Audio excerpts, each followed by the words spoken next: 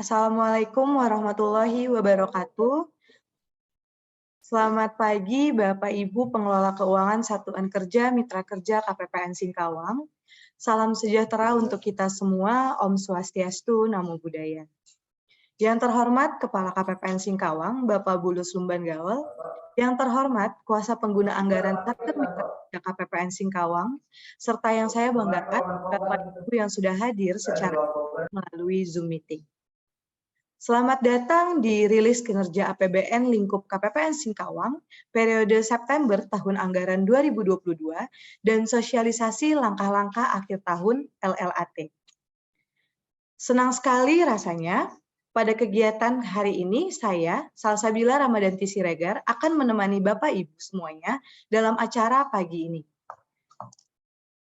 Dalam rangka akuntabilitas pengelolaan APBN dan keterbukaan informasi publik, sudah menjadi kewajiban KPPN Singkawang untuk mengadakan kegiatan rilis kinerja APBN di lingkup KPPN Singkawang per periodenya.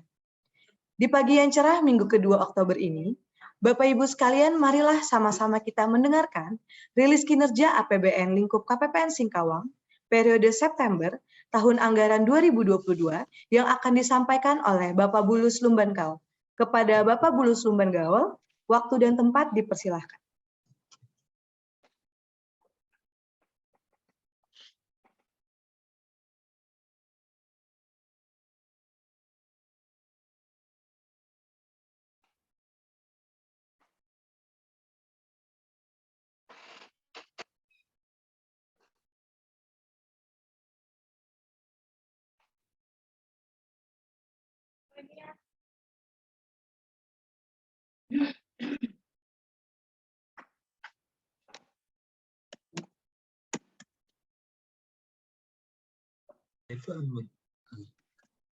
Assalamualaikum warahmatullahi wabarakatuh. Salam sejahtera buat kita semua. Selamat pagi Bapak Ibu. Mudah-mudahan suaranya jelas ya.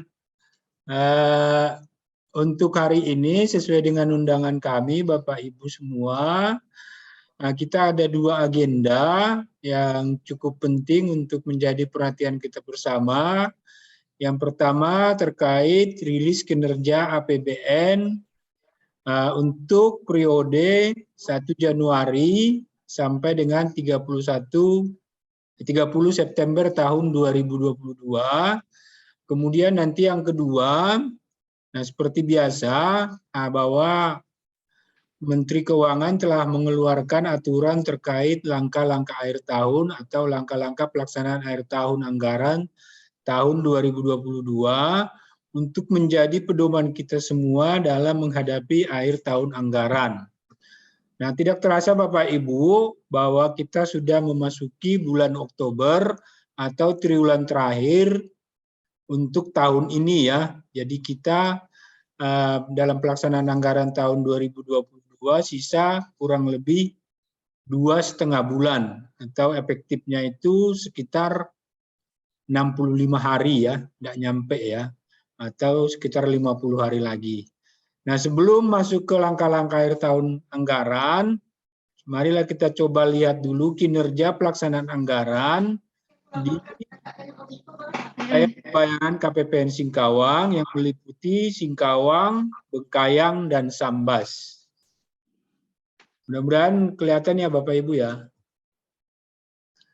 Nah, ini secara nasional, tapi ini masih periode 1 Januari sampai 31 Agustus ya. Untuk secara nasional bahwa pelaksanaan anggaran kita cukup bagus, yaitu tercermin dari realisasi belanja pemerintah pusat dari anggaran yang dialokasikan sekitar 3.000-an kalau nggak salah ya. Nah, sudah terrealisasi 1.657 triliun yang terdiri dari belanja barang 221, kemudian belanja subsidi 139, belanja modal 87, program kartu prakerja 9,9, kemudian kompensasi 104, dan anggaran kesehatan 99. Nah, sedangkan untuk penerimaan sampai 31 Agustus bahwa kondisi APBN kita cukup bagus, yaitu melebihi dari belanja pemerintah sekitar 1.764,4 triliun atau meningkat 49,8% ya. Nah, ini secara nasional. Kemudian untuk penerimaan pajak terdiri dari 1.171,8 triliun, kemudian PNBP 386 dan penerimaan bea dan cukai 206,2 triliun. Nah, sesuai dengan rilis APBN yang disampaikan oleh Bu Menteri, bahwa sampai bulan Agustus tahun 2022 kita masih surplus sekitar 104 triliun. Itu kondisi secara nasional. Nah, coba kita lihat untuk wilayah Provinsi Kalimantan Barat. Sampai 31 Agustus ini pendapatan adalah sekitar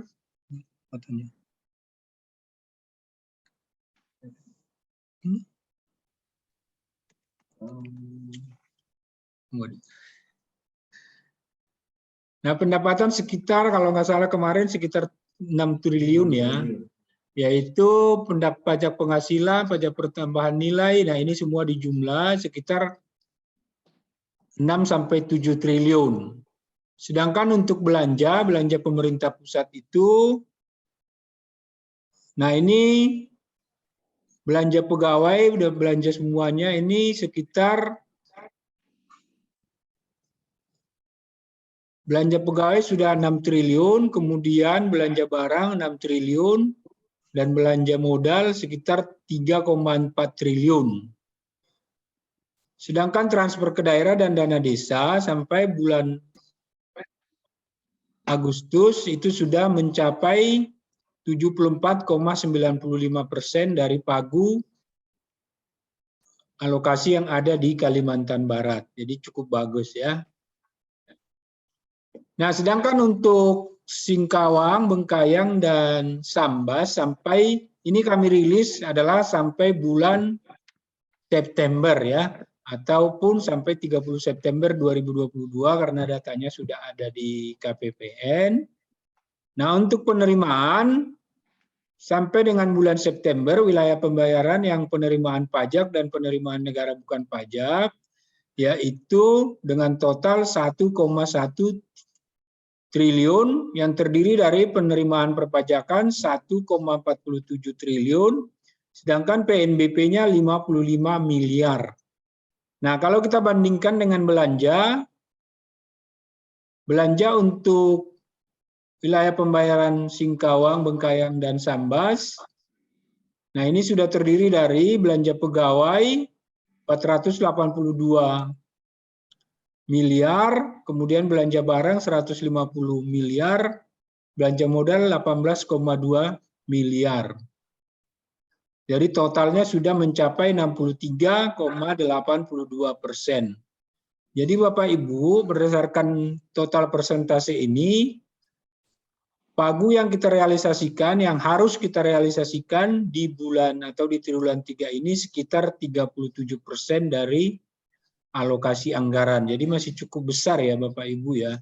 Padahal di target perencanaan awalnya kita itu kalau bagi proporsional seharusnya pagu yang tersisa adalah 25%. Tapi ini ternyata masih 37%. Nah ini yang perlu kita perbaiki untuk di masa-masa mendatang agar dampak dari alokasi anggaran di wilayah pembayaran kita ini atau di wilayah Bapak Ibu, Singkawang, Bengkayang, dan Sambas itu bisa berkontribusi positif terhadap perekonomian di daerah itu ya. Nah ini untuk transfer ke daerah, nah ini khususnya yang Pemda, mudah-mudahan ada Pemda di sini ya. Sampai dengan 30 September, untuk dana desa sudah 80,72%, sedangkan untuk dak fisik, nah dak fisik masih perlu akselerasi atau percepatan, masih 34,61%. Jadi masih sangat rendah Bapak Ibu. Mudah-mudahan teman-teman Pemda bisa segera merealisasikan khususnya dak fisik yang masih 34% ya. Nah, ini bisa kita lihat untuk masing-masing Pemda, ada dak fisik, dana BOS. Nah, dana BOS kita lihat realisasinya sudah mencapai 100, ada yang 100% untuk Kota Singkawang. Kemudian untuk Sambas masih 66 ya. Bengkayang juga masih 69. Nah, untuk dana desa di sini bisa kita lihat tadi yang sudah kami sampaikan, untuk ada 2 wilayah, yaitu Kabupaten Sambas dan Kabupaten Bengkayang. Nah, untuk dana bantuan operasional pendidikan PAUD, nah ini juga lokasinya untuk wilayah pembayaran KPPN Singkawang cukup besar, yaitu sekitar 10,7 miliar. Sedangkan BOP kesetaraan sekitar 1,8 miliar ya. Nah, ini Bapak Ibu untuk penyaluran dak fisik ada beberapa proyek yang dikerjakan oleh Pemda, yaitu ada pembangunan ruang UKS Kabupaten Sambas, pembangunan rumah sakit Kabupaten Bengkayang, dan rekonstruksi jembatan Kota Singkawang. Nah, untuk UMI, ini untuk Kota Singkawang total debiturnya ada 1.193 dengan penyaluran 5,3 M.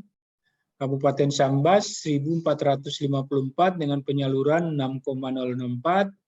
Bengkayang 950 dengan penyaluran 3,4. Jadi UMI yang disalurkan di wilayah Sing Bebas sekitar 14,79 miliar dengan total debitur 3.597. Nah, itu Bapak Ibu kinerja pelaksanaan anggaran untuk periode bulan Januari sampai September. Nah, ini yang nanti akan disampaikan juga bagaimana Bapak Ibu kita mengakselerasi yang 37% ini dan sudah memasuki aturan yaitu langkah-langkah akhir tahun anggaran. Jadi perlu kami sampaikan Bapak Ibu bahwa periode pelaksanaan anggaran di langkah-langkah akhir tahun anggaran itu harus Bapak Ibu penuhi supaya tidak ada penolakan ya, atau tidak ada SPM yang tertolak. Contohnya pertanggungjawaban, UPTUP, kemudian yang LS kontrak dan non kontraktual, nah, nanti akan disampaikan oleh teman-teman semua melalui Zoom ya. Jadi kami juga berharap walaupun kita sudah melakukan Zoom hari ini, Bapak Ibu tetap bisa berkoordinasi atau berhubungan dengan KPPN ya apabila ada hal yang tidak dipahami. Mungkin itu sekilas Bapak Ibu yang bisa saya sampaikan karena kebetulan saya ada 2 Zoom ya. Nah, jadi mohon nanti Bapak Ibu benar-benar diikuti terkait Perdirjen 08 ini. Kalau memang tidak paham silakan ditanyakan. Kemudian segera dipenuhi kontrak-kontrak yang sudah Bapak Ibu kontrakkan atau yang belum atau yang masih perlu dilakukan revisi kontrak. Nah, segera dilakukan perubahan ke KPPN ya, supaya yang enggak terjadi nanti perlambatan. Jadi kami sangat mengharapkan tadi realisasi yang 37% itu kalau bisa Bapak Ibu segera realisasikan dan bisa direalisasikan sampai 100%. Nah, terkait dengan indikator kinerja pelaksanaan anggaran, kami juga sudah sampaikan ke pimpinan Bapak Ibu, tolong dicermati, ada beberapa yang nilainya masih rendah, contohnya itu revisi halaman 3 ya. Jadi kami sangat mengharapkan masih ada waktu ya. Sampai tanggal berapa? Nah, sampai tanggal 13 segera dilakukan revisi halaman 3 ya Bapak Ibu ya. Kanwil sudah kemarin kami juga sudah menyurati Bapak Ibu dari Kanwil, dari KPPN segera melakukan revisi halaman 3 karena persentase di halaman 3 itu masih cukup rendah. Mungkin dengan itu, dengan mengucapkan puji syukur kehadirat Tuhan Yang Maha Kuasa, sosialisasi langkah-langkah akhir tahun anggaran atau langkah-langkah pelaksanaan akhir tahun anggaran dengan ini resmi saya buka. Mudah-mudahan dengan adanya pertemuan ini kita semua semakin diberi kekuatan dalam pelaksanaan tugas kita masing-masing. Demikian yang bisa saya sampaikan. Saya akhiri. Wassalamualaikum warahmatullahi wabarakatuh. Untuk selanjutnya saya serahkan kepada MC Bu Sasa untuk melanjutkan sosialisasi terkait LLAT. Terima kasih. Wassalamualaikum warahmatullahi wabarakatuh. Selamat pagi. Salam sehat buat kita semua.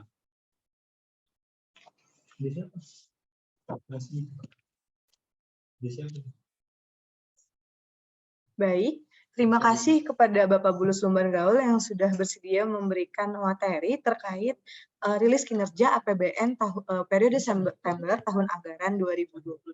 Baik, Bapak Ibu sekalian, untuk mempersingkat waktu, karena kita masih ada agenda kedua, yaitu sosialisasi LLAT, maka selanjutnya kita akan langsung aja memasuki agenda kedua, yaitu sosialisasi LLAT terkait dalam rangka pelaksanaan pembayaran dan penerimaan pada akhir tahun anggaran 2022 yang akan disampaikan oleh PTPN KPPN Singkawang, yaitu Bapak Syaiful Dwi Nugroho. Kemudian selanjutnya nanti kita akan memasuki sesi diskusi setelah pemaparan materi terkait LLAT. Kepada Bapak Syaiful dipersilahkan.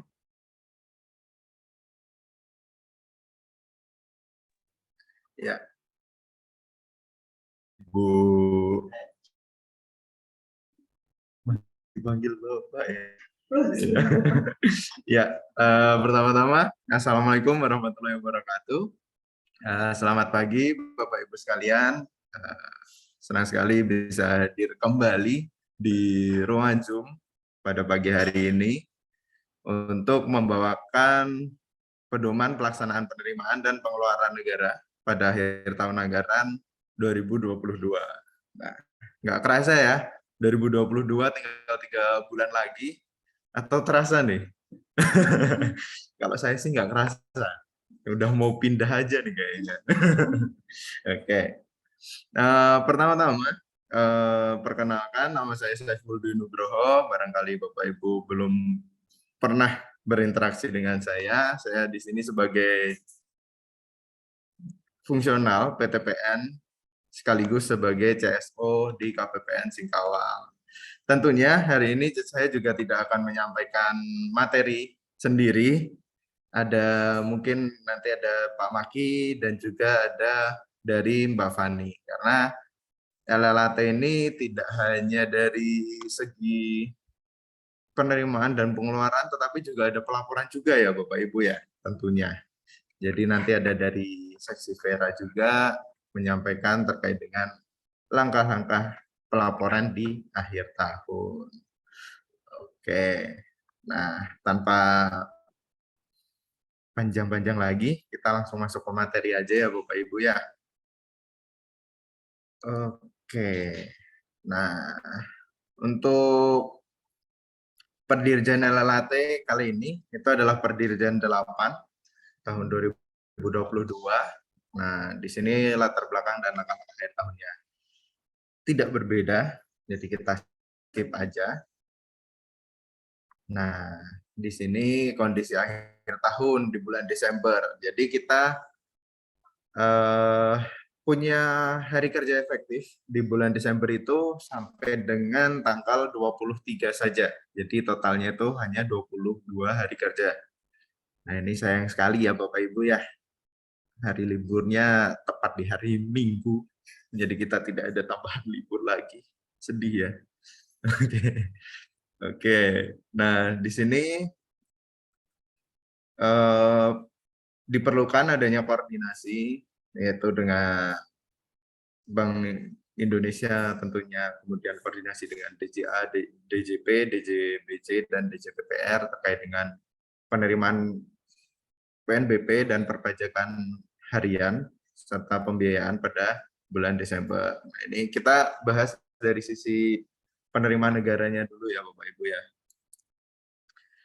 Nah, pengaturan penerimaan dan pengeluaran negara.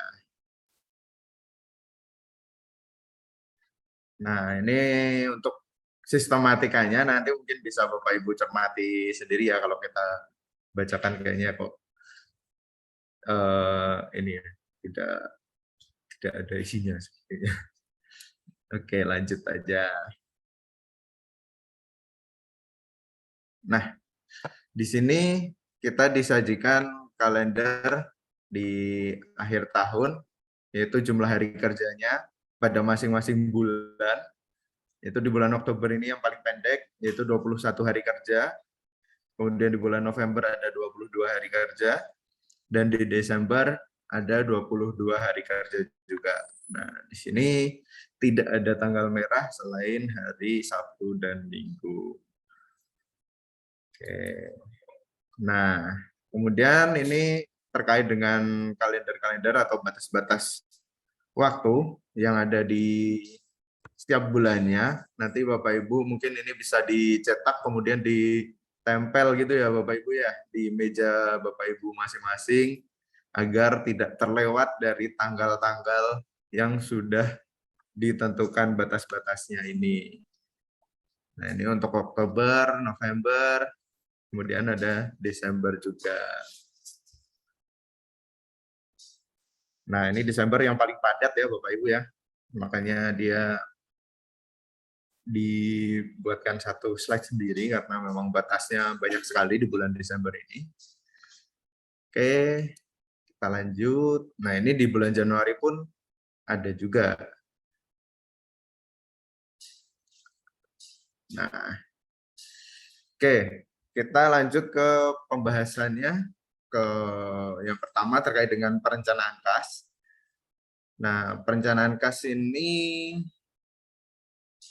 sebetulnya kita tetap harus membuat RPDH, namun pada aplikasi Sakti, RPDH-nya sudah dibuat secara otomatis saat Bapak Ibu membuat SPP. Jadi saat membuat SPP, itu kan berlaku selama 5 hari kerja. Jadi 5 hari kerja itu dia akan otomatis membuat RPD harian dengan jatuh tempo di hari kerja kelima SPP tersebut. Jadi Bapak Ibu sudah tidak perlu mengisi RPDH seperti tahun-tahun sebelumnya, yaitu mengisi manual, sudah dilakukan secara otomatis melalui pembuatan SPP di Saktinya. Oke, selanjutnya terkait dengan penerimaan negara akhir tahun, yaitu ada 3 kelompok pengaturan batas waktu. Yang pertama, pelimpahan penerimaan negara Oktober sampai 21 Desember. Itu pelimpahan penerimaan dilakukan minimal 3 kali sehari. Nah, ini sebenarnya terkait dengan ini ya Bapak Ibu ya, tanggal buku dan tanggal setor Bapak Ibu. Jadi apabila Bapak Ibu nanti melakukan penyetoran, entah itu pajak atau UP, di luar batas waktu yang telah ditentukan ini, otomatis nanti akan dibukukan oleh SPAN itu di hari berikutnya. Jadi kalau memang Bapak Ibu ingin melakukan penyetoran, diperhatikan kembali tanggal-tanggalnya. Kalau sudah lewat dari jamnya, nanti bisa menyesuaikannya.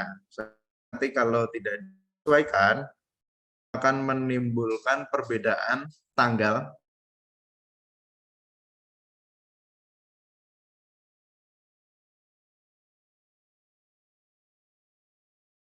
salah apabila perbedaannya di tanggal, contoh tanggal 31 dan tanggal 1. Nah, itu karena sudah beda bulan, itu kan akan dibukukannya jadi bingung ya. Kalau di SPAN kebacanya tanggal 1, tapi kita membukanya tanggal 31. Nah, itu yang perlu diperhatikan.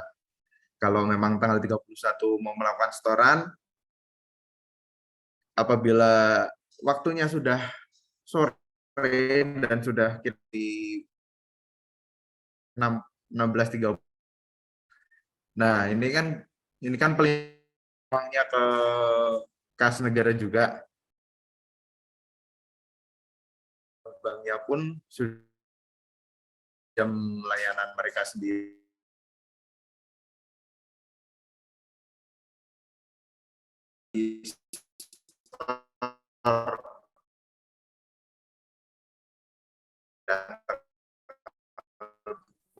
Suaranya putus-putus, Mas.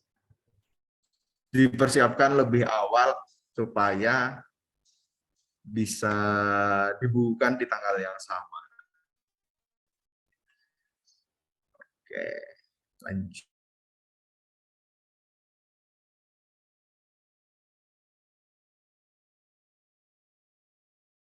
Rasanya apakah jelas, Bapak Ibu?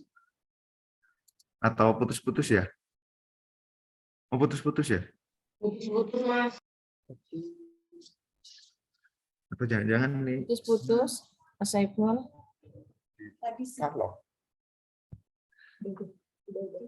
Sudah? Tadi ya, Bu. Sekarang sudah oke ya? Bisa saya lanjutkan? Sekarang agak jelas. Oh, masih agak ya, belum jelas banget. Nggak apa-apa lah. Nanti kita lanjut dulu aja. Nah, ini terkait dengan RPD atau Rencana Penarikan Dana Satuan Kerja. Penyusunan RPD. Nah, untuk RPD ini dilakukan bulanan sesuai dengan halaman 3 DIPA ya Bapak Ibu. Mungkin masih ada tagihan yang cukup besar yang harus didaftarkan RPD. Nah, itu silakan Bapak Ibu sesuaikan atau membuat RPD. Nah, oke, sekalian mengingatkan juga untuk halaman 3 DIPA, Bapak Ibu masih bisa melakukan revisi sampai tanggal 13 ya. Jadi disesuaikan agar akhir tahun bisa dimaksimalkan nilai halaman 3 DIPA-nya. Oke, kita lanjut ke RPD ini. Untuk RPD ini pembatasannya berbeda dari beberapa tahun yang lalu. Kalau beberapa tahun yang lalu kan di atas 1 miliar sudah harus membuat RPD. Namun untuk di tahun 2021 dan 2022 ini untuk transaksi yang di atas 5 miliar yang wajib dibuatkan RPD, yaitu 3 hari kerja sebelum pencairan dilaksanakan. Bapak Ibu sudah harus menyusun RPD-nya. Apabila Bapak Ibu tidak membuat RPD atau tidak menyampaikan RPD, nanti akan dilakukan penundaan SP2D. Jadi Bapak Ibu mengirimkan SPM-nya tanggal 10 Oktober, contoh ya, tanggal 10 Oktober, namun belum menyampaikan RPD. Nah, nanti akan dicairkan pada tanggal 13 Oktober untuk pencairannya. Namun, SP2D-nya tetap keluar di tanggal 10, tapi tanggal jatuh temponya di tanggal 13. Seperti itu. Nah, langkah baiknya jika menyampaikan RPD-nya di awal, jadi kita bisa menyesuaikan pembayarannya. Tapi untuk trennya sih saya lihat-lihat jarang ya. Nah, kemarin RPD mau mana, Mas? Transaksi di atas 5 Ya, miliar ini. kirim dong. KPPN. Mungkin hanya ada beberapa saja. Oke. Di screenshot. Screenshot ya. Di screenshot yang udah jadi itu, yang udah kau kirim, kemarin tuh.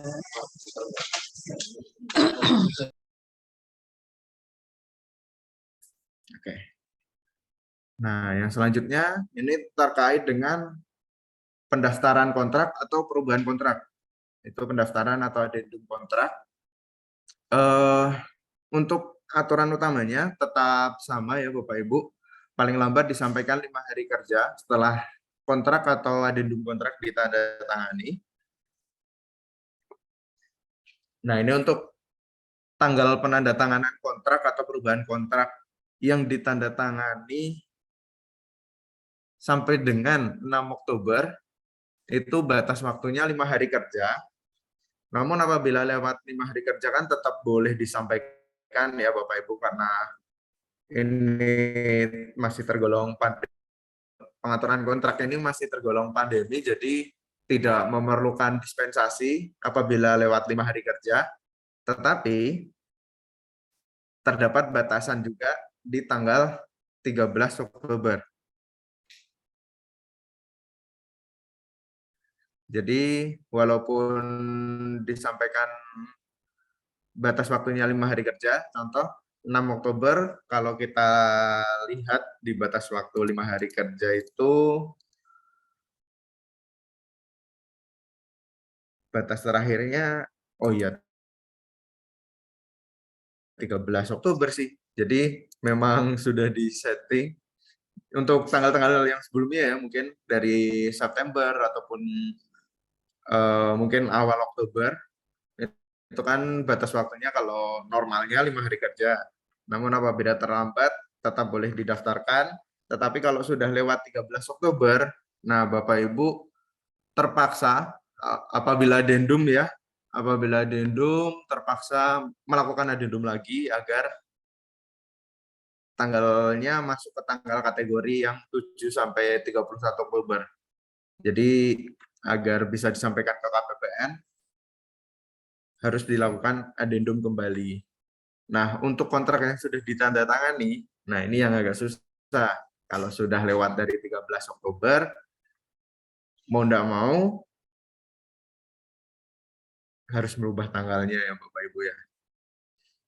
Namun merubah tanggal kontrak kan tentu saja tidak mudah ya, perlu koordinasi antara penyedia, kemudian PPK, dan kalau lelang juga ke ini lelangnya. Gitu kan. Nah, jadi mohon diperhatikan jangan sampai terlambat ya Bapak Ibu untuk di tanggal 13 Oktober karena ini sudah dekat ya. Ini sudah tanggal 10. Nanti tinggal 2 hari lagi mungkin kalau tidak dihitung hari ini ya. Silahkan dipersiapkan apabila ada kontrak ataupun ada adendum kontrak di Satker Bapak Ibu. Nah, kemudian yang selanjutnya di tanggal-tanggal selanjutnya sama, yaitu tanggal 7 sampai 31 Oktober, kemudian 1 sampai 30 Oktober. Nah, untuk yang di Desember ini dia dibaginya mungkin per minggu ya Bapak Ibu ya. Jadi tanggal 1 sampai 6 Desember itu batasnya 9 Desember, kemudian 7 sampai 13 Desember batasnya 16 Desember. Kemudian 14 dan 19 itu batasnya 21 Desember. Kemudian 20 sampai dengan 23 Desember batasnya 23 Desember. Nah, ini untuk batas waktu penerbitan NRK oleh KPPN sendiri juga ada batasannya, jadi Bapak Ibu tidak perlu khawatir kontraknya tidak akan terproses karena KPPN juga punya deadline-nya sendiri gitu. Nah, untuk kontrak dan adendum mungkin ada yang ditanyakan terlebih dahulu Bapak Ibu. Kita sambil diskusi aja ya ini ya, jangan satu arah nanti kayak ceramah saya jadinya.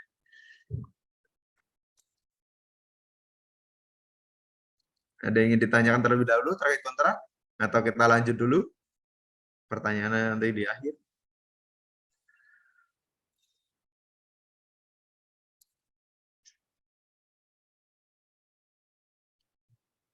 Oke, karena tidak ada balasan, jadi saya anggap lanjut dulu aja.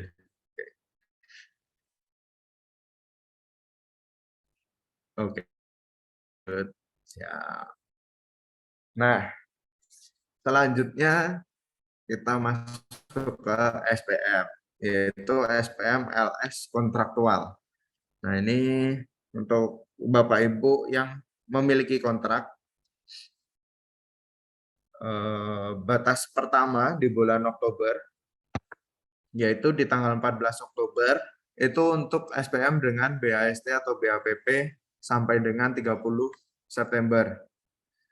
Jadi untuk Bapak Ibu yang sudah punya tagihan, yang BAST-nya sampai dengan September, atau BAPP-nya sampai dengan September, jangan sampai terlewat di tanggal 14 Oktober ini. Soalnya kalau terlambat, nanti repot jatuhnya. Harus meminta dispensasi ke Kanwil ya, bukan ke KPPN. Untuk yang Oktober. Jadi masih ada 3 hari atau 4 hari, dihitung dari hari ini juga. Silahkan dipersiapkan, jangan sampai terlambat, jangan sampai terlewat. Selanjutnya di tanggal 1 sampai 13 Oktober untuk BAST atau BAPP-nya itu ada batas sampai tanggal 21 Oktober 2022. Kemudian dari BAPP dan BAST 15 sampai 31 Oktober batasnya sampai 4 November 2022. Dan 1 sampai 15 November batasnya 21 November tahun 2022. Nah, untuk Desember sendiri yang di tanggal 5 itu untuk 16 sampai 30 November, kemudian 1 sampai 8 Desember di tanggal 15, dan 10 sampai 19 Desember batas akhirnya 21 Desember 2022. Nah, ini untuk SPM LS kontraktual.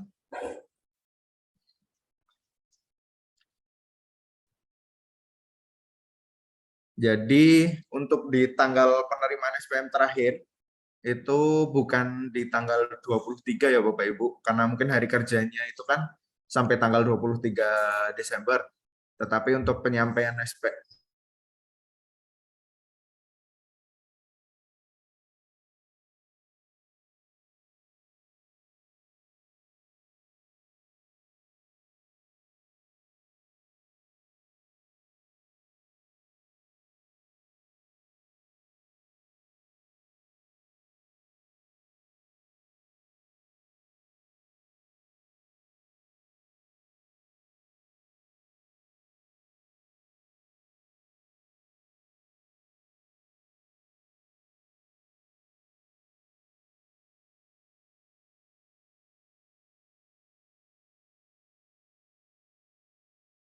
diperhitungkan untuk UP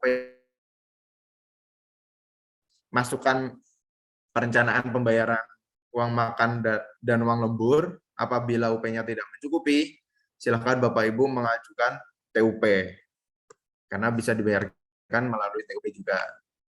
Nah, untuk TUP sendiri atau GU, pengajuan GU-nya itu paling lambat 7 Desember ya Bapak Ibu ya. Jadi setelah 7 Desember itu Bapak Ibu sudah tidak bisa melakukan GUP isi lagi, hanya bisa melakukan GUP nihil. Perhitungkan untuk UP di akhir tahunnya, apabila ada kegiatan-kegiatan yang perlu dilakukan dengan UP juga, silakan melakukan TUP. Jadi untuk di GU terakhirnya tidak kekurangan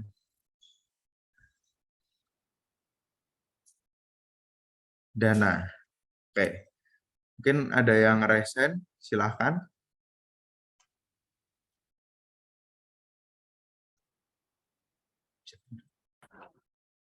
Halo Mas Ipul, Ya, bertanya. silahkan Bu.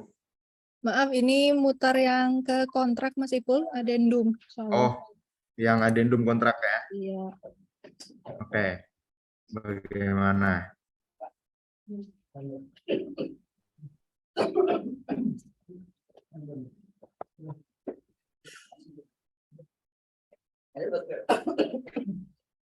Nah, ya, Mas Ipul, kami kan ada kontrak untuk pelatihan ini. Tanda tangan tanggal kontraknya tanggal 23 September 2022. 23 September 2022. Ini ternyata kami ada kesalahan, ada yang lupa kami masukkan di uraian kontraknya. Jadi kekurangan gitu Mas Ipul. Jadi mau kami adendum memperbaiki hitungannya. Nah, itu adendumnya terkait nilainya atau uraiannya aja? nilai. Nilai ya? Oh, Iya. kalau nilai Masih bisa ya? Masih bisa. Nah, Jadi itu silahkan di adendum aja. Nanti kan tergantung adendumnya per tanggal berapa. Adendumnya per tanggal berapa, Bu? ini baru mau rencana ngajukan. Oh, baru mau di adendum. Ah, Oh, berarti kalau mau di adendum kan otomatis sudah lewat dari tanggal 6 Oktober ya. iya, Nah, berarti batasnya ikut ke yang kedua, Bu. yang 7 Batasnya November. ikut yang dari 7 sampai 31 Desember. Kan sesuai tanggal tanda tangannya. Berarti ini sesuai tanggal adendumnya ya dibuat ya? Betul, tanggal tanda tangan adendum atau tanda tangan kontraknya itu masuk ke yang mana, baru nanti dilihat batasnya. Berarti kan kalau baru mau dilakukan adendum, otomatis kan tanggal 10 ke atas gitu ya adendumnya. Kita ibaratkan seperti itu. Berarti dia masuk ke batas 7 sampai 31 Oktober gitu. Mas Ipul boleh tanya kalau adendum ini nilai boleh ya? Nilai bisa, Udah itu termin ada bisa. syarat apa Mas kalau yang disaktinya secara saktinya gitu? Kalau adendum Nggak ada sih, Bu. Cuma disampaikan seperti biasa aja ke KPPN-nya, resume dan karwas yang Oh. lama dan yang baru. Resume yang berarti lama kita dan yang buat adendum kontrak kan ya, di addendum nanti kontrak. ada karwasnya yang baru. Ya, Waktu ke KPPN-nya tapi dilampirkan yang lama yang baru. yang lama dan yang baru. Ya, gitu aja. Terima kasih Mas Ipul. Kalau untuk pembuatan addendumnya kan tinggal diubah aja di saktinya. Kontrak yang sudah didaftarkan, yang sudah ada can-nya, diubah. Nanti ada pilihannya untuk addendum kontrak atau tidak. Oke. Ya. Terima kasih Mas Ipul. Siap, sama-sama. Oke. Ada yang ingin bertanya lagi, Bapak Ibu mungkin?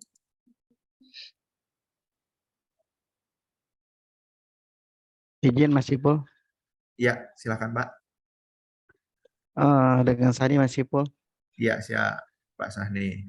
Ini Mas Ipul, jika kita mengadakan adendum tapi tidak merubah nilai, hanya CCO gitu, apakah wajib kita daftarkan juga di Sakti? CCO itu berarti merubah terminnya ya Pak?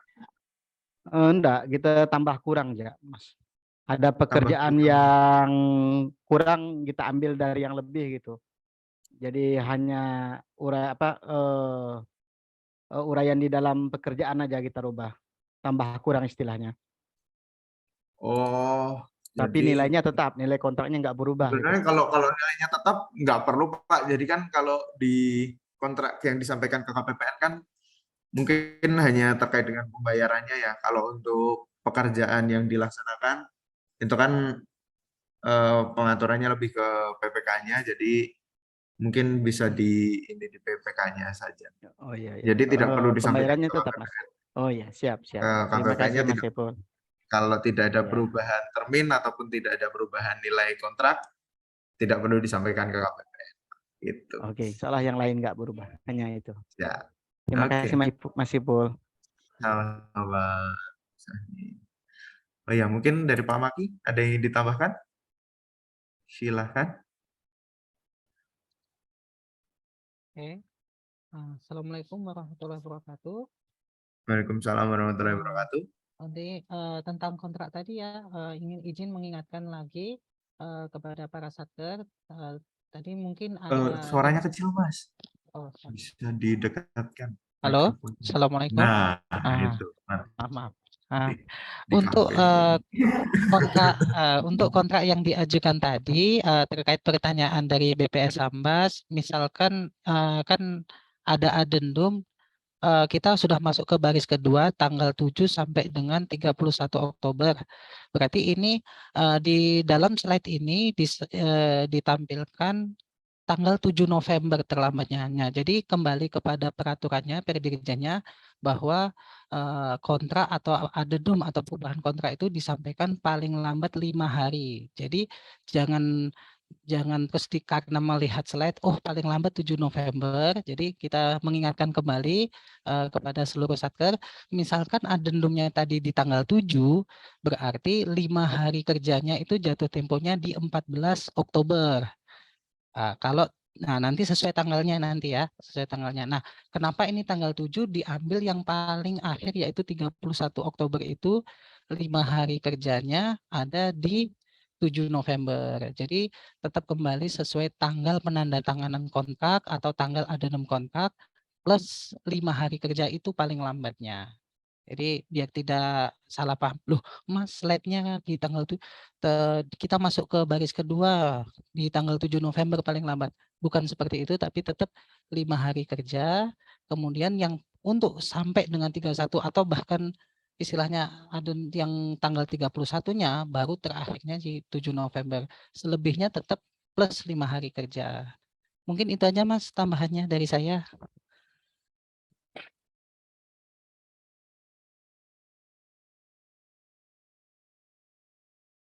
5 hari kerja ya Bapak Ibu ya.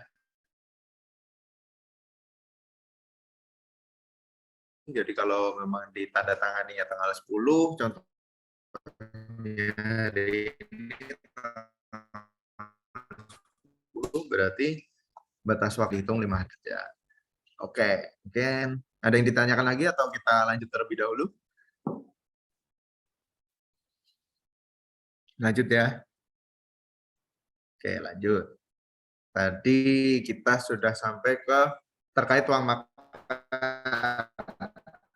Nah, uang makan silakan disesuaikan untuk UP atau TUP-nya di bulan Desember agar uang makannya tetap bisa dibayarkan. Nah, ini apabila Satker tidak memiliki UP. Nah, itu dilakukan melalui mekanisme LS.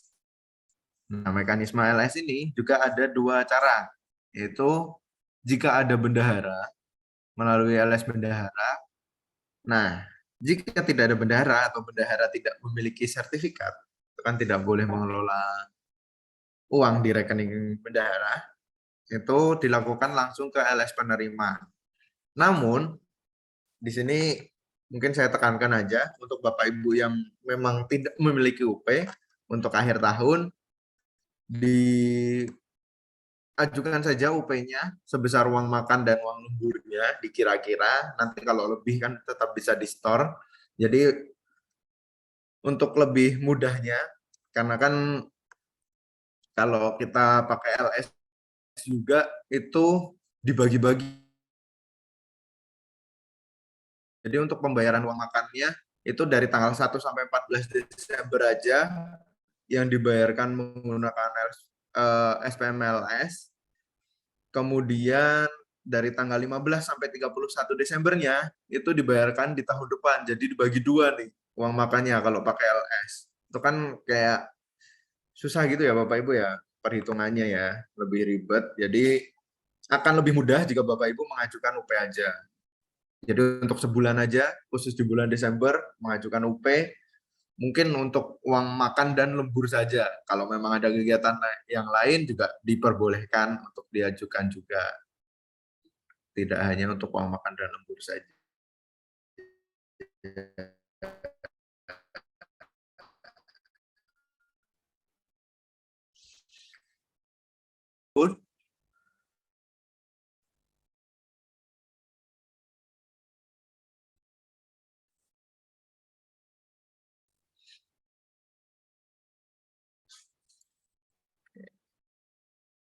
Aduh, putus-putus ya. Bentar, coba saya cek koneksinya dulu.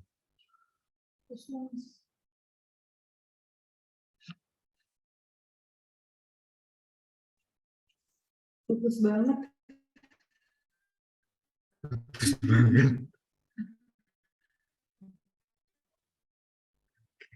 Sebentar. Coba saya ganti koneksi dulu ya Bapak Ibu ya.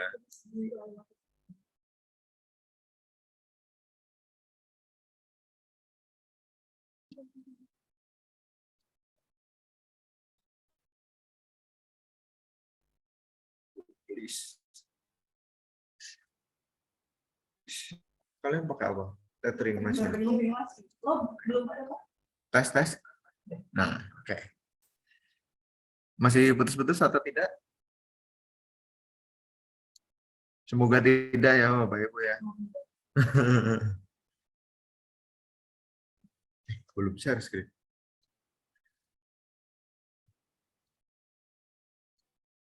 Oke. Nah, udah enggak aman ya. Alhamdulillah. Oke. Terkait uang makan tadi lanjut ada yang ditanyakan atau tidak? Pokoknya intinya mengajukan UP aja untuk uang makan. Dan untuk yang sudah ada UP tapi mungkin UP-nya tidak mencukupi, silahkan mengajukan TUP. Nah, untuk TUP sendiri, nanti Bapak Ibu ada batasan juga untuk penyampaian permohonan TUP-nya, yaitu di tanggal 6 Desember ya Bapak Ibu. Jadi sebelum tanggal 6, kalau bisa disampaikan surat permohonannya, silahkan disampaikan. Jangan menunggu di akhir, karena di sini, bukan tanggal 6, tanggal 5. Karena nanti penyampaian SPM-nya juga 1 hari setelah pengajuan, batas terakhir pengajuan surat permohonan, itu kan KPPN juga memerlukan waktu ya untuk memproses surat permohonan TUP-nya. Jadi alangkah lebih baiknya jika disampaikan dari awal-awal Desember atau dari November sekalian juga tidak apa-apa sebenarnya. Oke. Lanjut. Nah, selanjutnya pembayaran gaji bulan Desember. Bulan Januari tahun 2022. Itu SPM LS gaji diajukan KPPN paling lambat 9 Desember untuk satker yang telah mengimplementasikan platform pembayaran pemerintah, diajukan ke KPPN paling lambat 9 Desember. Nah, ini mungkin dari satuan kerja di KPPN Singkawang kayaknya belum ada yang menggunakan platform pembayaran pemerintah atau P3 ini. Kemudian pembayaran PPNPN bulan Januari dibayarkan pada bulan berkenaan, mengikuti ketentuan pembayaran gaji induk Januari 2023. Jadi untuk PPNPN yang dimaksud di sini mungkin untuk PPNPN yang khusus ya Bapak Ibu ya, yang pembayarannya dilakukan di awal, itu disampaikan sama pada tanggal 9 Desember. Kemudian untuk penerbitan SP2D-nya itu di tanggal paling lambat tanggal 28 Desember. Itu mungkin untuk yang penerbitan SP2D ini itu adalah proses di KPPN-nya ya Bapak Ibu ya. Jadi untuk penyampaian SPM-nya itu di tanggal 9 Desember. Kemudian yang selanjutnya untuk pembayaran honorarium, tunjangan, vakasi, dan penghasilan PPNPN bulan Desember, itu untuk SPM LS untuk pembayaran honorarium, tunjangan, vakasi, dan penghasilan PPNPN bulan Desember dapat dibayarkan pada bulan berkenaan dengan melampirkan SPTJM. Diajukan paling lambat 12 Desember. Jadi untuk PPNPN yang gaji Desembernya ya Bapak Ibu, itu disampaikan paling lambat 12 Desember menggunakan SPTJM. Ini maksudnya paling lambat 12 Desember itu berarti boleh diajukan tanggal 1 Desember pun tidak masalah. Tetapi nanti takutnya dikira gajian 2 kali gitu kan. Oke, putus-putus lagi ya. Sebentar. Tes. Belum. Oh.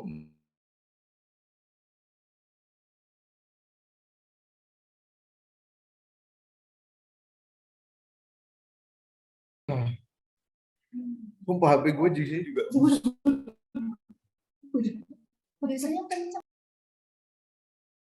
Iya, oke. Aman? Aman ya. Udah aman. Masih putus ya? Di gue udah aman. Udah aman. Oke.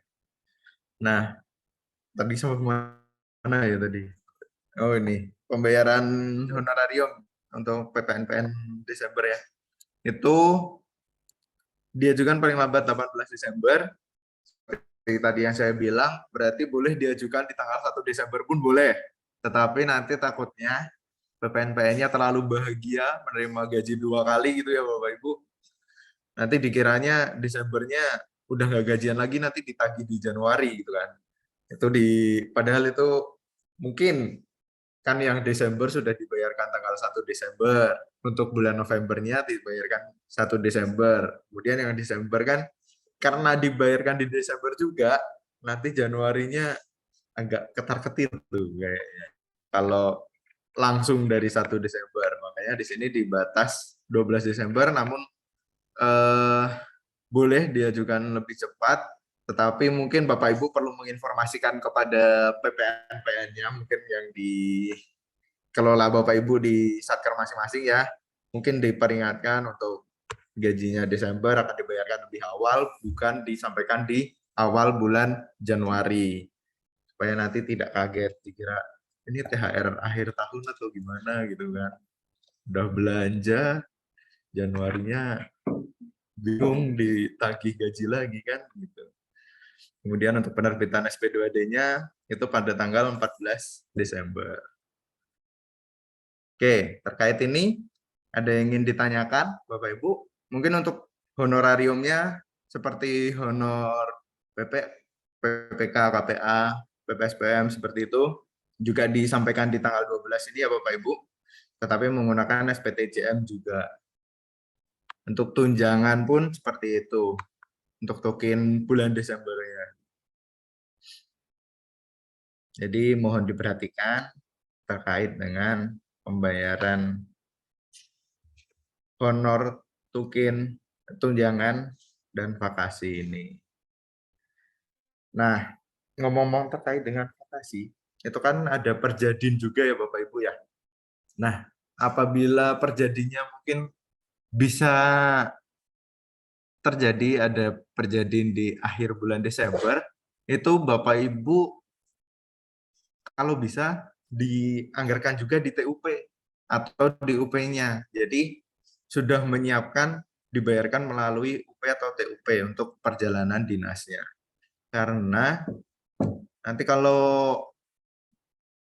terjadinya di tanggal 27 Desember gitu ya, siapa tahu kan belum libur kan, 27 Desember masih ada perjalanan dinas, kalau UP-nya sudah habis, terus TUP-nya juga sudah habis, kan sudah tidak bisa mengajukan SPMLS, itu kan bingung dibayarnya seperti apa. Kalaupun mau dibayarkan di tahun anggaran yang baru, itu kan harus kalau untuk 52 kalau tidak salah itu harus memunculkan tagihan atau memunculkan kekurangan bayar di tahun anggaran yang lalu di DIPA-nya. Nah itu kan perlu revisi lagi. Sedangkan mungkin pembayarannya tidak seberapa ya Bapak Ibu ya. Kalau dilihat dari effortnya harus revisi, terus harus mengajukan SPM lagi, dilampiri dengan bukti bahwa di halaman 4-nya itu sudah tertera gitu kan. Di halaman 4 DIPA-nya sudah tertera, itu kayaknya agak susah atau effortnya terlalu besar. Jadi silahkan dianggarkan juga kalau bisa di TUP-nya. Jadi TUP di akhir tahun anggaran untuk 52 apabila bisa dimaksimalkan silahkan dimaksimalkan. Seperti itu. Oke, kita lanjut. Nah, untuk pembayaran selain honor, tunjangan, vakasi,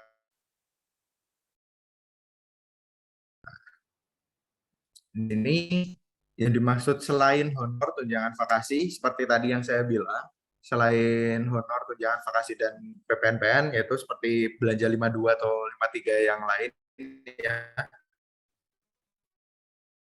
yang tidak bulanan atau insidental, yaitu apabila ada belanja baru dibayarkan, atau apabila ada perjalanan dinas baru dibayarkan. Nah, itu disampaikan paling lambat tanggal 16 Desember.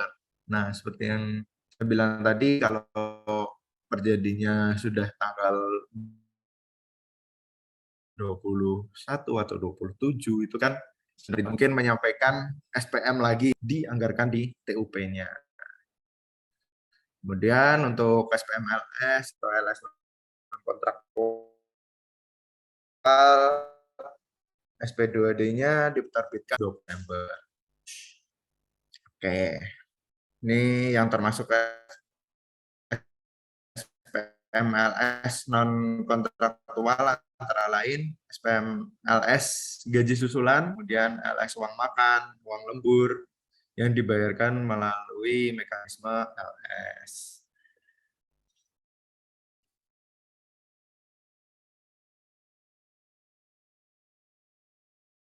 Persediaan. Untuk penyelesaian uang persediaan sendiri, bendahara pengeluaran wajib melakukan pencocokan data dengan KPPN. Kemudian bendahara pengeluaran harus menyetorkan sisa dan UP atau TUP tahun anggaran 2022 ke kas negara paling lambat 30 Desember ya Bapak Ibu ya, bukan 31. Karena 31 itu hari Sabtu ya kalau nggak salah ya. Nah, saya cek tanggalan dulu. Ya, hari Sabtu tanggal 31-nya, jadi untuk terakhirnya tanggal 30.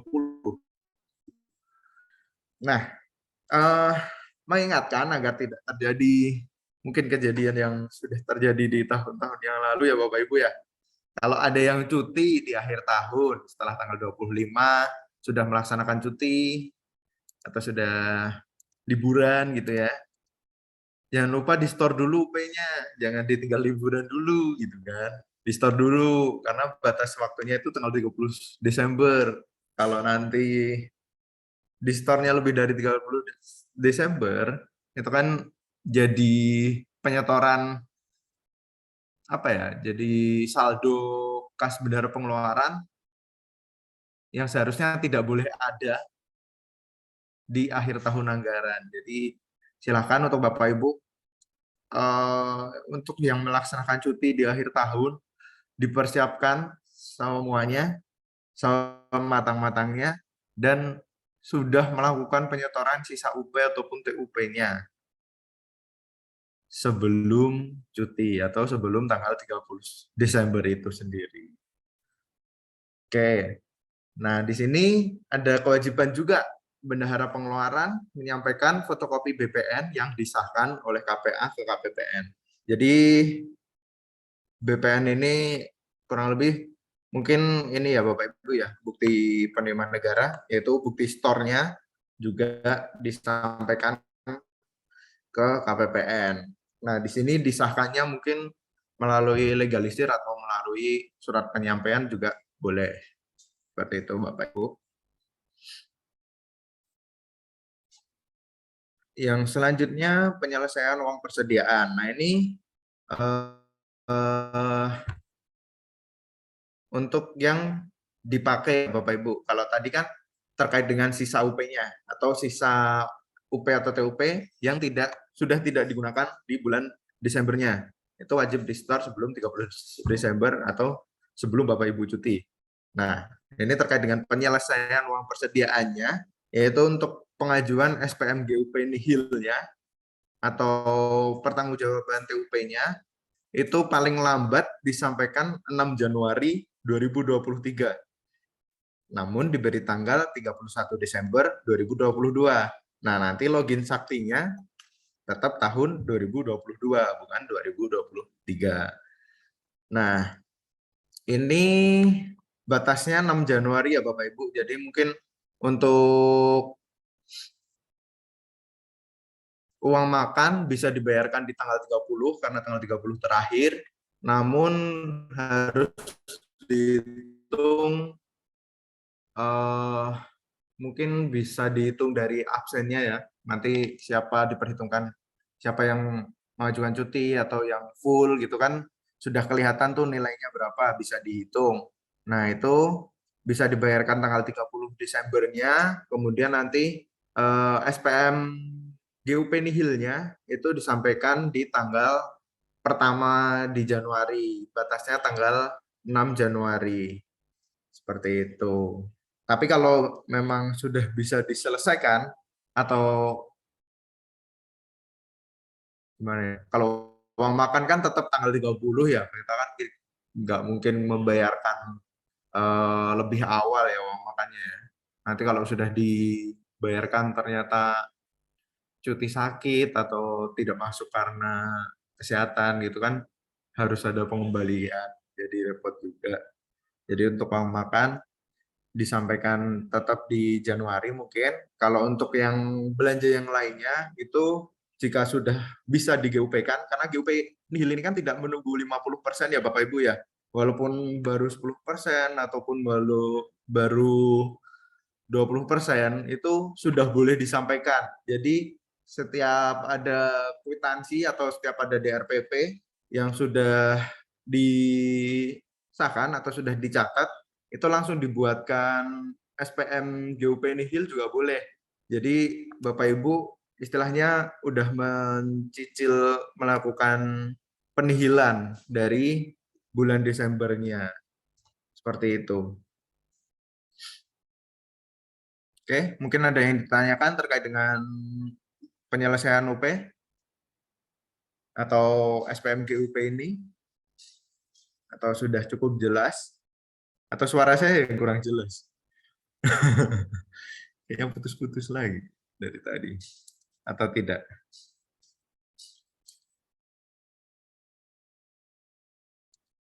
Bagaimana Bapak Ibu? Aman? Untuk SPM GUP nihil ini?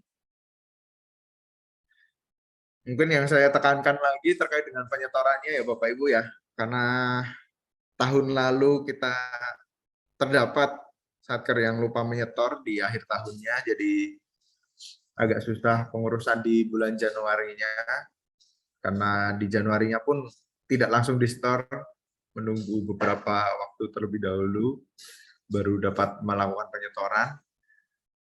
Jadi saya mengharapkan tidak ada sisa UP lagi di bulan Januari 2023. Kalau bisa diselesaikan di bulan Desember aja.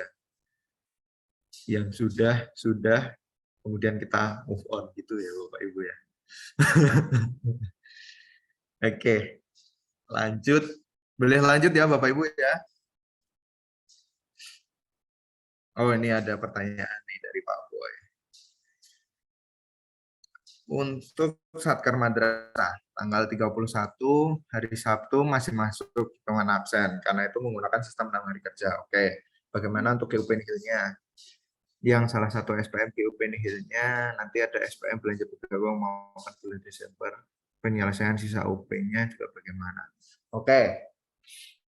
Nah, untuk yang masuk sampai sampai hari Sabtu ya Bapak Ibu ya. Karena mungkin ada beberapa satker yang masih 6 hari kerja di 1 minggunya, itu silahkan dihitung terlebih dahulu kebutuhan uang makannya sampai full. Apabila ada pegawai yang mungkin mengajukan cuti, itu kan perlu dikoordinasikan juga, bisa ditanyakan juga kepada pegawai yang bersangkutan cutinya tanggal berapa, agar perhitungannya bisa dihitung tepat gitu Pak. Jadi tanggal 31 itu tinggal dibayarkan, kemudian nanti untuk SPM GUP nihilnya itu boleh disampaikan di bulan Januari, batasnya 6 Januari tersebut. Jadi kalau perhitungannya sudah diketahui sampai tanggal 31 itu kan otomatis sisanya juga sudah diketahui ya, jadi bisa kita setorkan.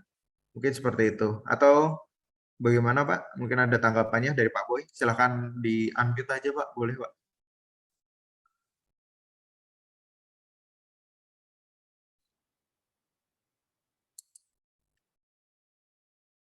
Nah, setornya kan paling lambat 30, jadi melakukan perhitungan terlebih dahulu Pak. Jadi dihitung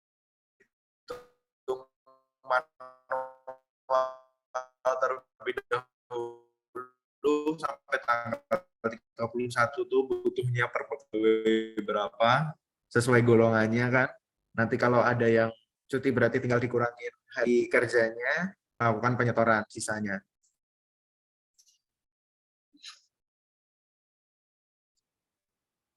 Seperti itu. Ya, diasumsikan dulu kalau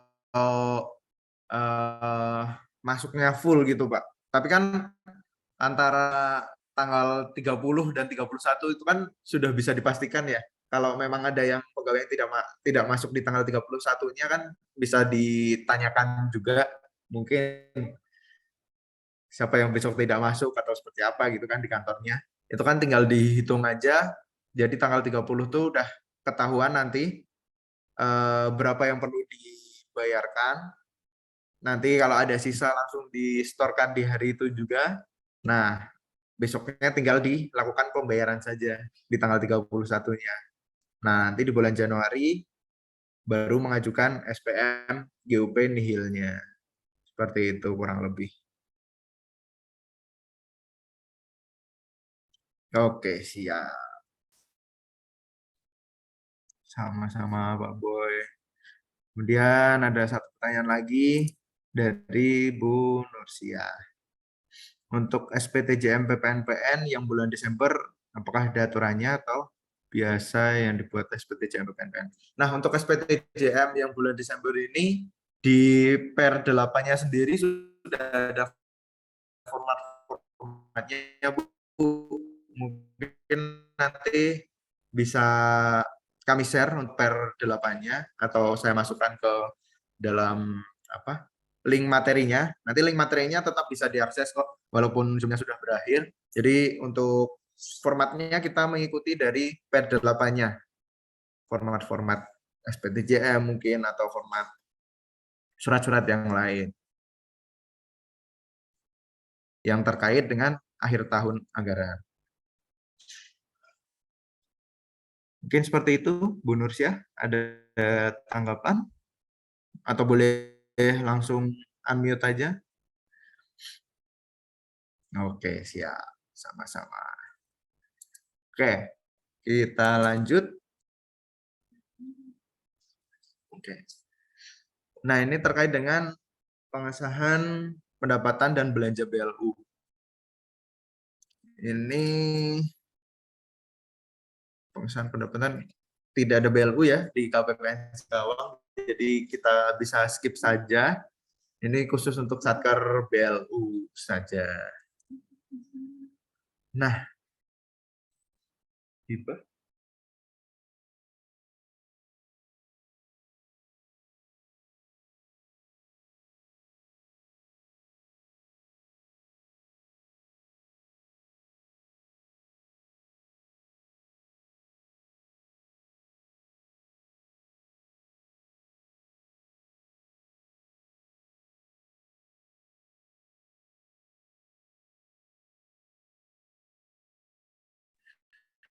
Ya, untuk selanjutnya itu terkait dengan administrasi hibah.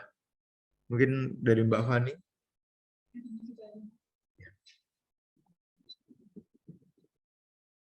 Oke.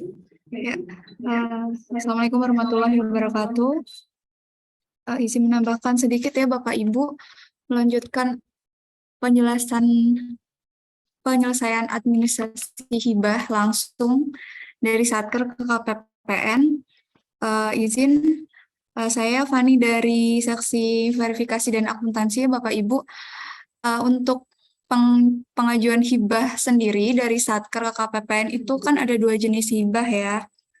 Ada hibah uang dan hibah bentuk barang, jasa, atau surat berharga. Walaupun untuk yang jenis hibah langsung dalam bentuk barang, jasa, surat berharga ini selama ini yang paling sering diajukan dari Satker ke KPPN itu adalah hibah barangnya saja ya. Nah, untuk yang pertama, di sini ada jadwal ya penyampaian hibah langsung bentuk uang.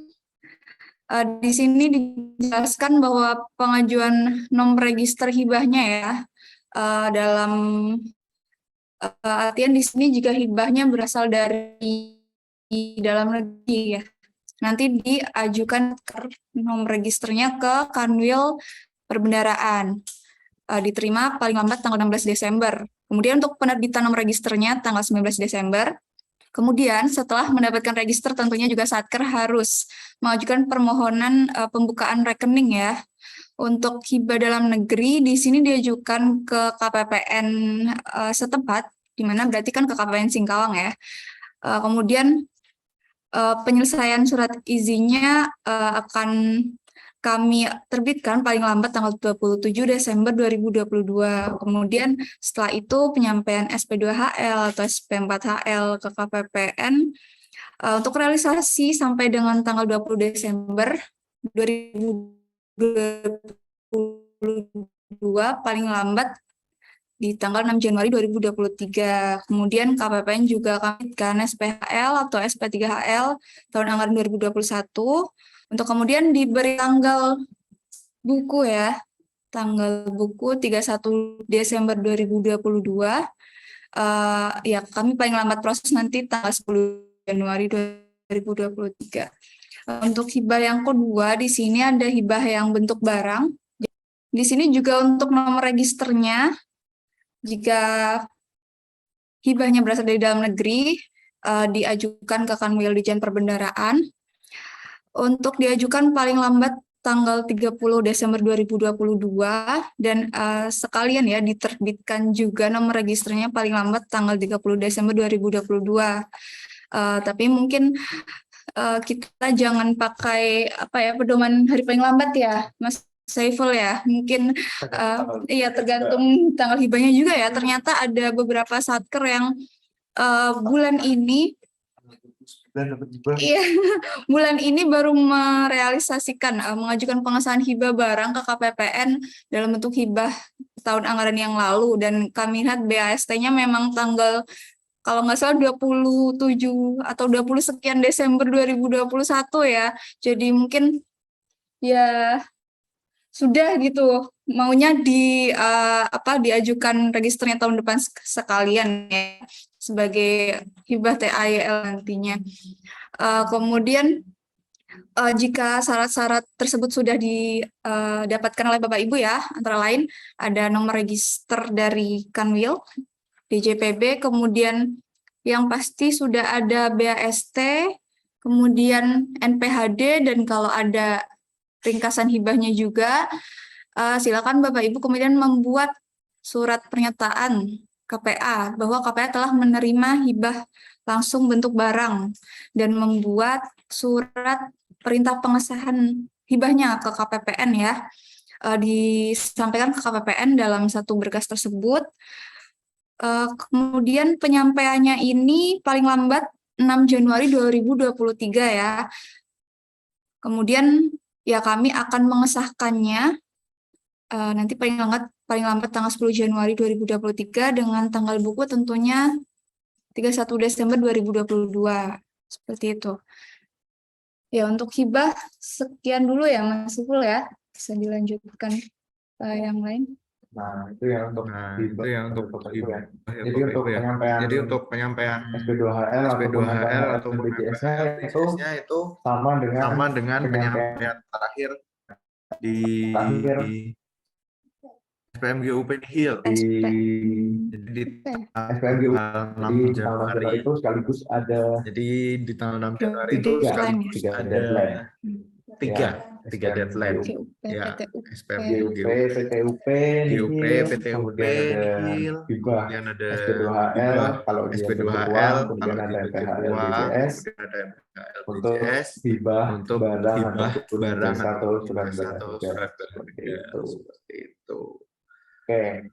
Bisa kita lanjut ya Bapak Ibu ya. Hibah kayaknya tidak ada masalah.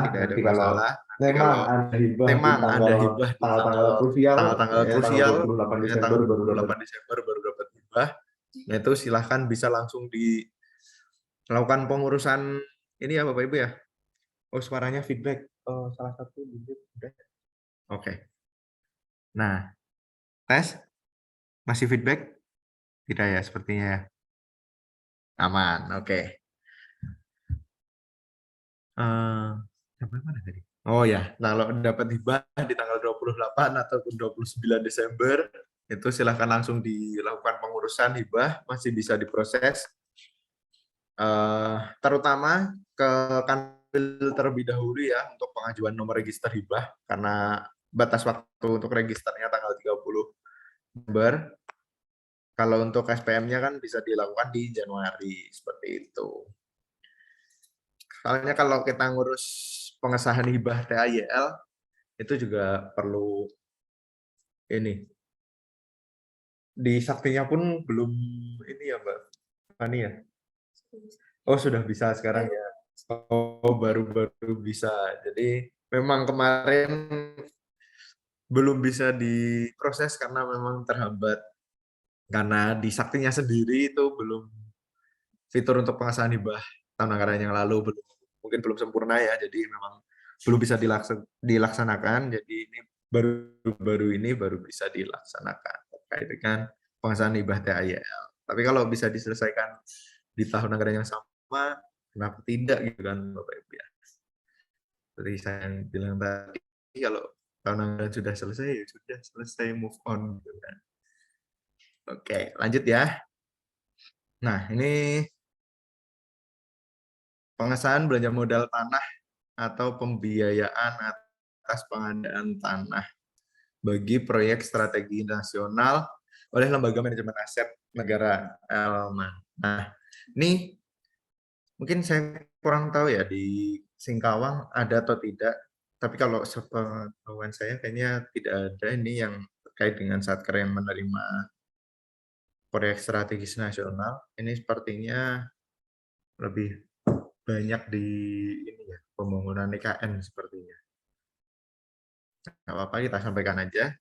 Terkait dengan penyampaian SPM pengesahan terhadap belanja modal PSN, itu dengan potongan penerimaan pembiayaan pun diajukan oleh Satker penerima PSN paling lambat 18 Januari 2023 dan diberi tanggal 31 Desember.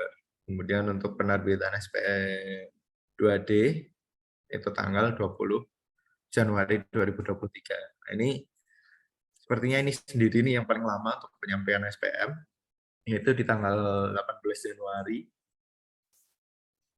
Namun ini pun untuk belanja yang khusus juga ya Bapak Ibu ya. Tidak di semua Satker ada. Oke, kita lanjut.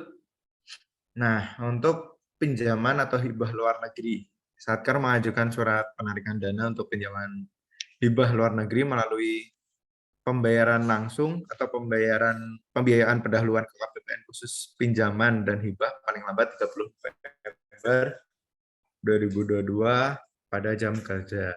Jadi apabila di Satker Bapak Ibu ada PHLN-nya, silahkan diperhatikan untuk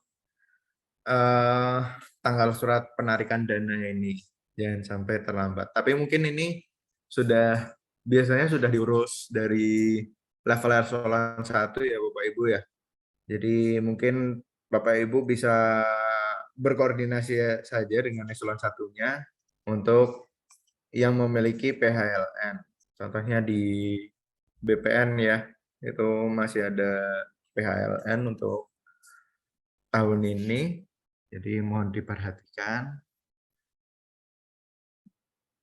Nah, ini untuk pengeluaran BA Bun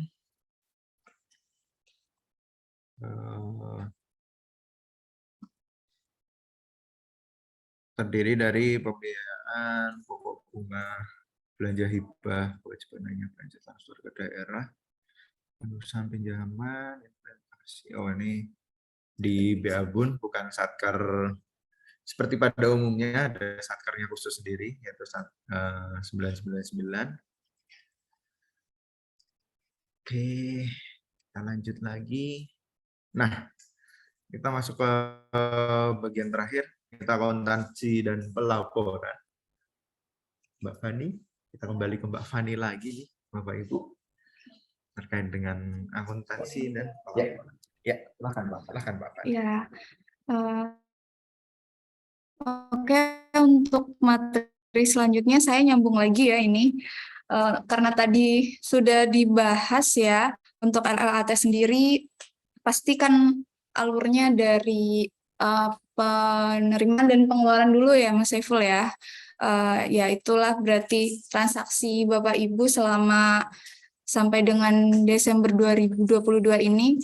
Kemudian tentunya setelah kita melakukan ya kegiatan selama setahun ini, pastinya butuh untuk dilaporkan ya. Makanya untuk yang terakhir ini saya sedikit sampaikan untuk batas-batas waktu atau deadline terkait akuntansi dan pelaporan keuangannya sendiri. Yang pertama di sini kita bisa lihat untuk rekonsiliasi ya, rekonsiliasi penyampaian laporan keuangan KL ya. Tapi untuk di sini rekonsiliasi antara WAKPA, antara Satker Bapak Ibu dengan KPPN ya. Untuk di per 8-nya itu dijelaskan bahwa deadline untuk rekonsiliasi penyampaian LK itu paling lambat 24 Januari 2023 untuk transaksi sampai dengan 31 Desember 2022. Nah, kemudian untuk penyampaian laporan pertanggungjawaban bendaharanya sendiri ya Bapak Ibu, kita ada penyampaian 2 jenis bendahara ya, bendahara pengeluaran dan penerimaan. Di situ diterangkan bahwa untuk laporan bendahara pertanggungjawaban bendahara itu disampaikan ke KPPN paling lambat 3 hari kerja sebelum batas akhir rekonsiliasi laporan keuangan. Berarti kalau rekonnya terakhir 24 Januari 2023, berarti penyampaian LPJ-nya nanti terakhir 3 hari kerja sebelum 24 Januari 2024, tanggal 19 ya, 19 Januari 2023. Nah, untuk peraturannya sendiri, untuk rekonsiliasi ya, khususnya mungkin nanti biasanya akan ada tersendiri ya, Bapak Ibu, yang menjelaskan tentang rekonsiliasi ini. Kemudian sekalian ya Bapak Ibu, karena sekarang juga masih buka periode rekonsiliasi September ya, TW3. Tadi saya lihat barusan ada beberapa satker yang memang belum menyelesaikan pencatatan rekon keuangan di saktinya, nanti agar segera diselesaikan. Kemudian yang terpenting juga untuk rekon BMN-nya khususnya agar segera didetailkan khususnya untuk yang aset dan persediaan. Kemudian diperhatikan juga jika ada saldo-saldo yang kurang tepat ya, saldo yang tidak normal atau transaksi keluar, transaksi masuk yang belum dicatat, terutama yang berhubungan dengan satker lain, nanti akan dikoordinasikan lebih lanjut ya, agar nanti bisa masuk ke LKTW 3 ya, lebih cepat nanti. Kemudian untuk yang rekonnya sendiri ya, sampai hari ini ternyata beberapa masih ada yang sering tanya, untuk tutup buku GLP rekonsiliasi September itu memang tidak bisa dilakukan sekarang. Nah, bisanya tuh kapan? Bisanya itu dilakukan jika periode rekonsiliasi bulan tersebut sudah selesai. Jadi untuk rekonsiliasi yang sekarang masih terjadwal kan rekonsiliasi September ya, berarti memang belum bisa nih tutup buku JLP September.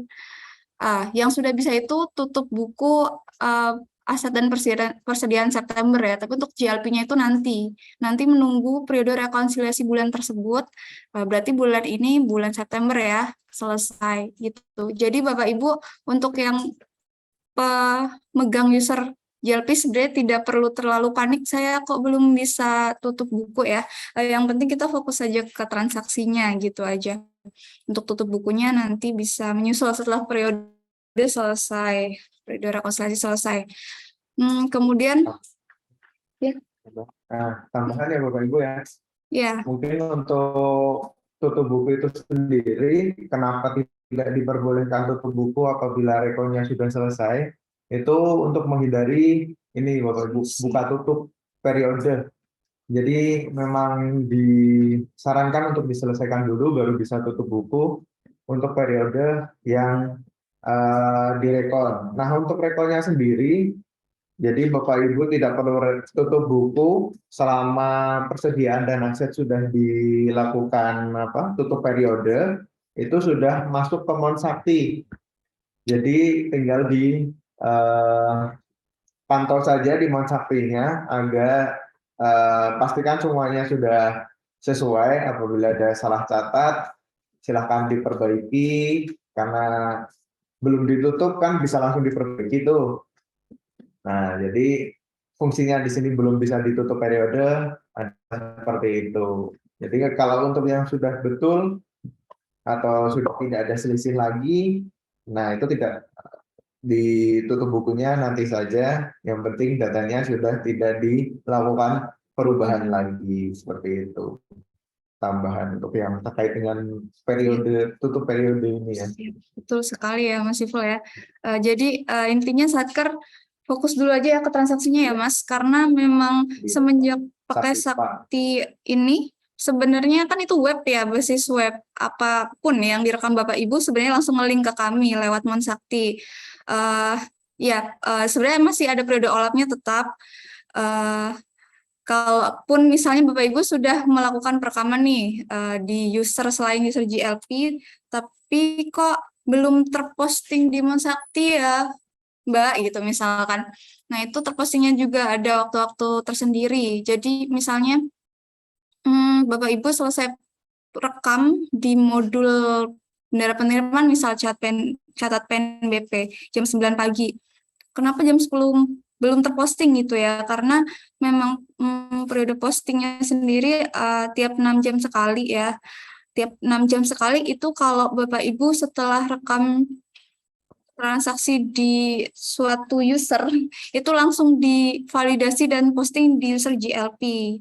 Kalau enggak langsung divalidasi dan posting di user GLP, itu bakal nunggu 1 hari, yaitu hari berikutnya baru terposting. Karena walaupun sebenarnya Bapak Ibu jika tidak melakukan posting dan validasi dan posting manual, sebenarnya disediakan oleh sistem otomatis setiap jam 12 malam. Cuma kalau mau cepat, ya udah berarti divalidasi dan posting sendiri ya manual oleh operator, seperti itu. Kemudian yang perlu ditekankan lagi Mas Iful ya untuk akhir tahun ya, terutama untuk Bapak Ibu bendahara, dari kami sangat menghimbau untuk mengharapkan tidak ada yang telat menyetorkan sisa dana UP atau TUP ya Bapak Ibu, karena itu bakal berdampak panjang ya tentunya untuk laporan keuangannya khususnya, karena kan untuk akhir tahun sebenarnya sudah tidak boleh ya, bahkan tidak boleh ada kas mengendap di bendahara pengeluaran gitu. Itu bisa dibilang agak membuat laporan keuangannya tidak bersih ya, tidak bersih gitu. Pastinya pelanggaran berat gitu. Selain dari KPPN tentunya saya yakin juga Bapak Ibu dipantau nih oleh bahkan mungkin eselon 1 langsung ya. Jangan sampai nih ada yang telat setor seperti itu. Ya ini juga tanggal terakhir setornya bukan 31 Desember ya Mas Saiful, tanggal 30 hari Jumat ya, 30 Desember 2021. Nah, seperti itu kami tekankan demi laporan keuangan kita yang lebih baik, yang andal dan akuntabel, tentunya sekalian dipertanggungjawabkan di akhir tahun anggaran 2022 seperti itu. Ya, seperti itu Mas Saiful. Next. Ini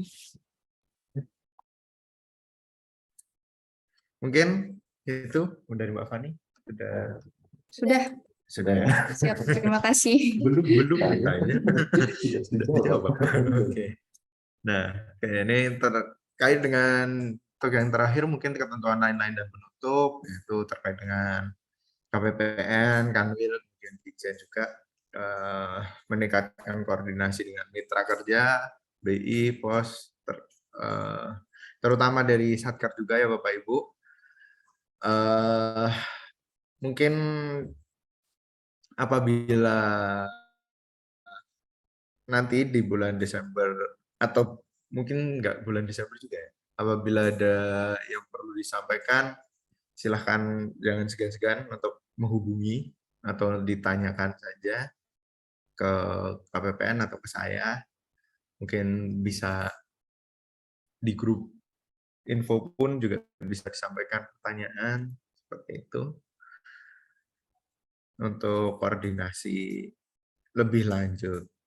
Kemudian dalam hal diperlukan perdirjen akan ditindaklanjuti dengan SEND. Nah ini yang terakhir ketentuan penutupnya itu terkait apabila ada perubahan nanti juga pasti akan disampaikan dengan surat edaran atau ND atau surat dari Dirjen Perbendaraan untuk menyesuaikan hal-hal yang mungkin perlu disesuaikan apabila nanti di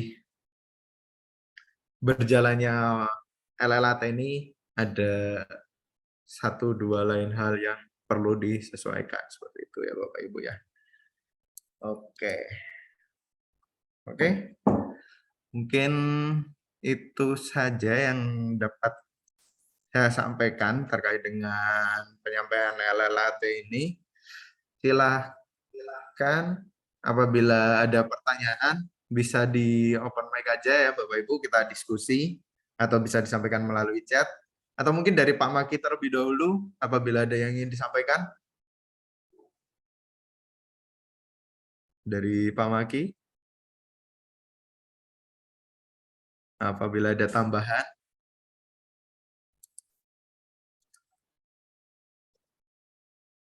Oh iya, ya, Pak Makinya lagi memproses SPM nih, Bapak Ibu. Jam-jam kritis SPM nih sepertinya. Oke. Mungkin ini aja ya Bapak Ibu ya. Kita lanjut ke diskusi aja. Silahkan Bapak Ibu apabila ada yang ingin ditanyakan. Silahkan bisa langsung open mic aja. Jangan malu-malu. Nah, ini juga mengingatkan untuk absensi dan juga mungkin Bapak Ibu bisa download materi itu di Linktree KPPN 093 ya Bapak Ibu ya. Ada yang perlu saya tambahkan sepertinya di materi. Sebentar.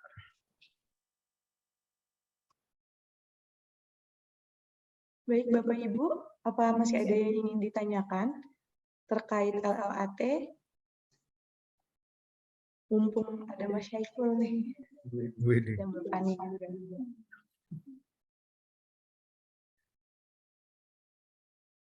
Ada Mbak Caca juga. Oh ya, mengingatkan ya Bapak Ibu yang belum mengisi laporan saldo rekening boleh langsung diisi. Laporan saldo rekeningnya mengingat hari ini udah tanggal 10, hari ini hari terakhir.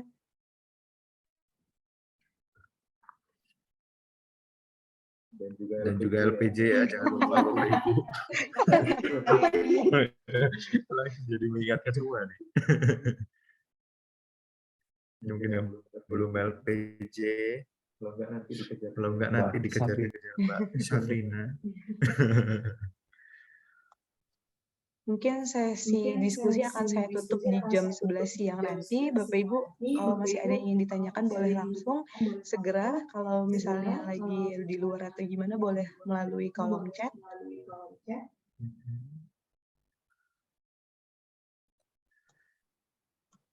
Nah mungkin karena sudah memasuki sesi diskusi ya, mungkin saya tadi kan belum menutup materi saya ya. Kita mendengarkan closing statement dulu dari Mas Syaiful terkait LLAT kepada Mas Syaiful, dipersilahkan. Oke, jadi mungkin itu ya Bapak Ibu yang dapat saya sampaikan seperti tadi. Sudah ada kalender juga di dalam PPT-nya. Silahkan Bapak Ibu cetak biar tidak lupa. Nah, ditempel di meja masing-masing. Jangan di kamar ya, nanti tidak bisa tidur. Jadinya. Jadi ditempel di meja kerja masing-masing. Jangan sampai terdapat keterlambatan. Meskipun apabila terlambat itu masih ada mekanisme bagaimana caranya untuk bisa tetap diajukan, tetapi kalau memang sudah di bulan Desember itu kayaknya untuk pengaturan keterlambatan sangat strict sekali ya, atau sangat tegas sekali. Jadi kalau memang sudah terlambat, istilahnya kalau udah ketinggalan pesawat ya udah kita beli tiket baru lagi gitu kan. Kita kan nggak mungkin pesawatnya suruh putar balik gitu kan. Jadi memang jangan sampai terlambat ya Bapak Ibu. Mungkin itu yang saya tekankan juga, jangan sampai terlambat. Untuk batas-batas waktunya, mungkin penyampaian kontrak ataupun penyampaian SPM-nya, itu silakan diperhatikan, terutama untuk satker-satker yang mungkin memiliki kontrak-kontrak yang cukup besar atau sedang ada kegiatan yang cukup signifikan di kantornya, dari tadi di BPS ataupun di Kemenap yang ada SBSN juga ya, dan di Polri pun juga sedang ada pembangunan juga. Mohon untuk diperhatikan lagi, silahkan diperketat koordinasinya dengan penyedia barang dan jasa.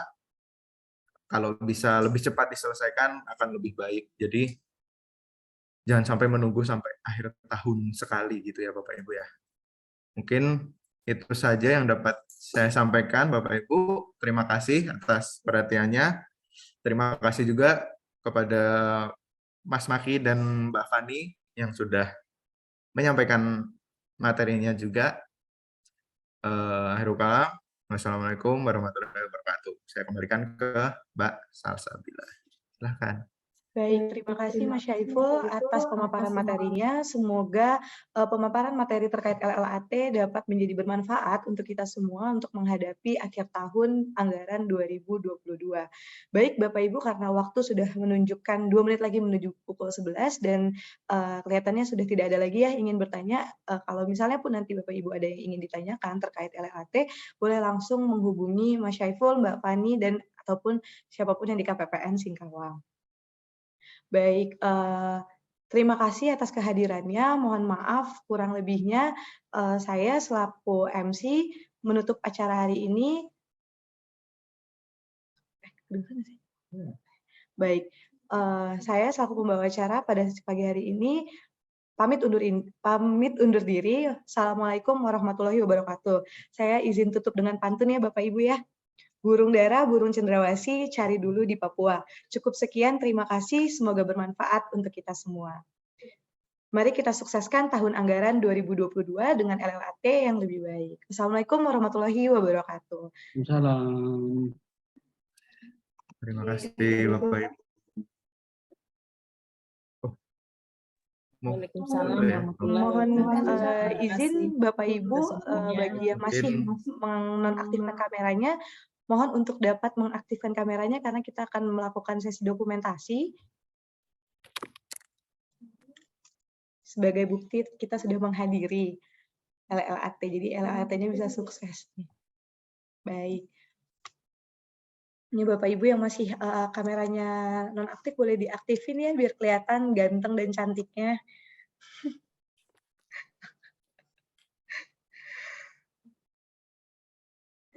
Tuh, udah langsung kelihatan nih wajah-wajah seger menyambut akhir tahun 2022 ini. Semangat ya Bapak Ibu, kita masih di minggu kedua Oktober. Waktu masih panjang. Baik, mungkin langsung aja ya Mbak. Oke, siap. Saya hitung 1, 2, 3. Boleh dikasih jempolnya Bapak Ibu. 1, 2, 3. Baik, sekali lagi ya. 1, 2, 3. Oke, siap. Terima kasih banyak Bapak Ibu sudah hadir di acara hari ini. Sampai bertemu di acara selanjutnya ya Bapak Ibu. Terima kasih dan selamat siang. Siang.